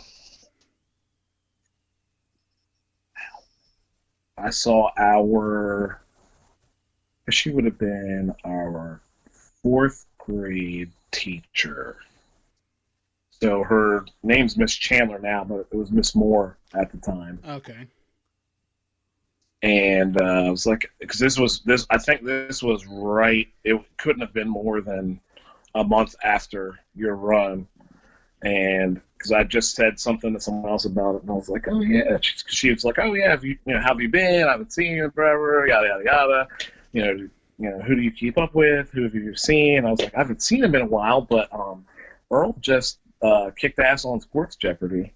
She was like, oh, wow, that's really neat. And but yeah, for forever, I was like, yeah. And I was also, it kind of like inspired me because I was like, I want to check it out. Like, I want to, as a big sports fan, you always want to test your mettle. And as someone who's kind of a competitive person by nature, I was like, man, I just want to see if I could even get on there. I don't even think it's active now. I haven't seen anything about it. I don't know if they're filming it or anything current. They have not, to my knowledge. I was at that last taping session and the show went on hiatus, and at one point they pulled off the episodes off Crackle, and that's what necessitated me like, man, most of these people probably don't even know about the show. There's probably a lot of people who didn't know about the show and just all of a sudden heard, wow, they got a sports version of Jeopardy, and it was just crazy. And the biggest thing was, I was like, well, I'm thankfully I got the episodes because I don't call it being narcissistic. I just I want to be able to keep that. My dad doesn't do internet. My dad doesn't do any internet at all. It'd be nice to show him. So I end up having the episodes and I basically have them. And I just started recently uploading them on the internet. Again, not challenging Sony's copyright. I just it'd be nice for people to see, and it'd be a nice way to link back those episodes, because I'm gonna get back into blogging about that whole experience, because it's very interesting, and it's not like I'm giving away any trade secrets. Everybody knows. If you're on Jeopardy, or people who've been on Jeopardy, any variation of it, even rock and roll Jeopardy, what it's like. It's very interesting, and and the biggest thing about that is there's always going to be two losers. There's always going to be two losers. So you have a 33% chance of winning, and because I always see it like this, it's 50-50. Either it's gonna happen or it's not. And in that case, there's an example of you got a 1 out of 3 shot. Either you're gonna win, or the 2 out of 3 shot where you're probably going to fail, and it happens. And I thought it was a pretty cool experience. And yeah, I mean, and when it's all said and done, I'm not sad that, hey, you know what? I look back at it and I always tell people this, and some people I haven't been able to experience it. I'm going to write it down, but going into that Final Jeopardy on my last show, I talked to one of the production assistants, and I'm like, you know what? Whatever happens, I'm at peace. That's all it is. You know what? I played as hell of a good of a game as I could, and it came down to Final Jeopardy. It wasn't meant to be. But shoot, being number 2 all time on a show that probably, unless they come back out of nowhere, that's pretty good. It'd be nice they do a Tournament of Champions or something if it comes back. But if it never comes back, I'm happy where I'm at. I honestly, mathematically, even if I won that game and won the last game of that taping session, I would probably never have another chance to catch the winner, Vinny, who won 15 in a row. Right. I can't feel bad about that. It'd been nice to say, I'm still the reigning Sports Jeopardy champion. You can't beat me. Because, of course, they couldn't beat me because it'll never come back. But, yeah. Hey, you still went out there. It was a great experience, a super unique experience. I think that was a really awesome thing to just, not only is it awesome for you that you were able to do all that, I think it was perfect that you're the one that was able to do that, because then you're in a position to share that with as many people as you have. And it was a really cool thing to kind of hear all of that and almost kind of go through it with you and follow you while you went through that. And it was really exciting, and I was proud. I was like, man, this is this guy I've known my whole life. I kind of grew up with this guy, and to see him do this really interesting, unique thing that, maybe a couple hundred people tops have ever done. That's awesome. And that's something you should be proud of. I would tell people about that all the time. They'd be sick of it. So I wouldn't be hesitant to share that, or, especially if you're out in a setting and people are kind of talking about sports or whatever, or if by some chance like Dan Patrick was to come up or something like that, whatever it may be. I think it was just really awesome, and hopefully it comes back. I love the show anyway. I like Jeopardy. I like sports. So obviously, Sports Jeopardy was a natural thing. I'm surprised. I don't know if maybe enough people weren't watching or what the issue was, but I was surprised that it's not a show anymore. And obviously disappointed, because I think it's a great thing, or any game show really, because anything that allows me to compete with somebody that's sitting on the couch next to me, or in the bar, or wherever we may be, I'm all for it. I can tell you this: if you ever get a chance to get on Jeopardy, the biggest thing that they look for, of course, personality. That's the biggest thing. Knowledge, personality, and being able to play the game well. Those are the 3 biggest things that you always have to go into. Sometimes you have very introverted people. Sometimes you have really outgoing people that can do it. It's all about being able to master the game and, great personality. I know that sometimes nowadays you see, I haven't watched The Wall, which I basically call $1 Million Plinko, but basically The Wall, I mean, I feel like sometimes you get a lot of super, super sob stories and things like that, which is like, okay, it's one thing when I've heard a story like that before, but when you hear it again, it's like, okay. I mean, there's probably millions of people who have the same problem that you have, and when you start putting the sob story, you're like, like, but I mean, people have broke a lot, and I'm not gonna put it like this. People have everybody has something wrong, and Right. Your circumstances might not be the same as somebody else's, but that doesn't make them any more or less relevant than what Right. somebody else is going through. Somebody else who may grew up illiterate, all this other stuff. And yeah, that's really bad stuff. Man, not compared to the couple who's trying to conceive and hasn't had luck, but stuff like that happens. Right. Yeah, I mean that's part of life, unfortunately. None of us. We all are going to experience some type of challenge or whatever it may be. And that for it to be kind of, I almost don't like it being included in that type of, in that type of setting. Because it kind of changes the whole dynamic. I think it takes away from the fun of the game and all that. Yeah, I'd rather have somebody who goes and does soup kitchens and helps the homeless and all that other stuff. You know what?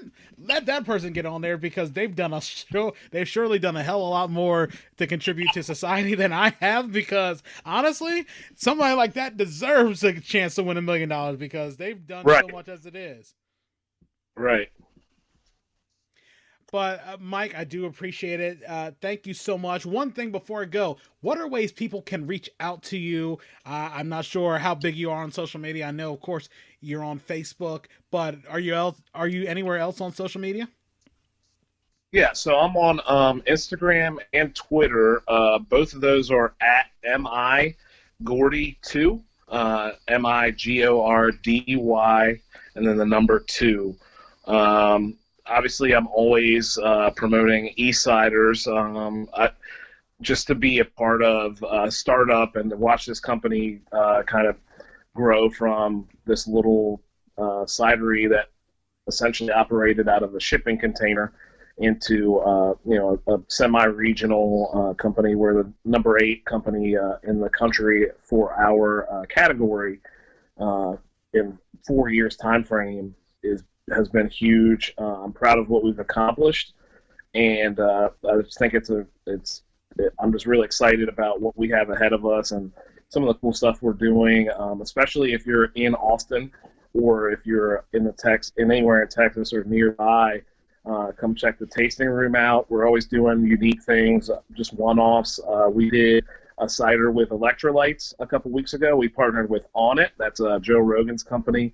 Like they focus on like human optimization. They have all kinds of cool products available. But we did a electrolyte cider to kind of combat any potential hangover or any B vitamin shortfalls that you might have or dehydration you might get from drinking. My bold prediction for the next 18 months is you're going to see that in beer and other alcoholic beverages. You're going to see electrolytes in alcohol to help people not get dehydrated and kind of fight their hangovers. That's my only bold prediction for the year. But yeah, so I'm out here on social media with all kinds of stuff. Obviously, Earl knows it's mostly going to be sports. I'd always reach out. My big message for anyone that's listening or that I interact with is to be kind of mindful. I think with as busy as all of us are and everything we do, we kind of are not present. No one gives all their attention to who's in front of them and what's in front of them the way we should. At least I don't think so. I think all of us should do a better job, myself included, of focus on the task that's right in front of you, whether it's driving or dinner with your family. Put your phone down. Put whatever you're preoccupied with out of your mind and just enjoy that moment, whatever it might be, with your friends, your family, your coworkers, whoever. That's just me. And you'll see it on my social media all the time. Just kind of expressing yourself, getting back to just being somebody who shares, what you enjoy with life with the people you enjoy to be around.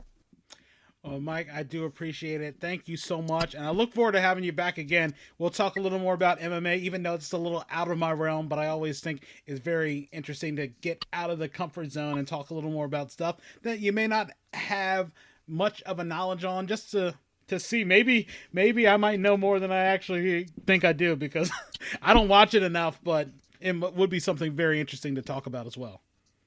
Absolutely, man. Thanks for having me. Enjoyed talking to you. Can't wait to catch up with you some more, and good luck with everything, man. I'll keep my eye out on the blogs, and hopefully some vlogs soon, too.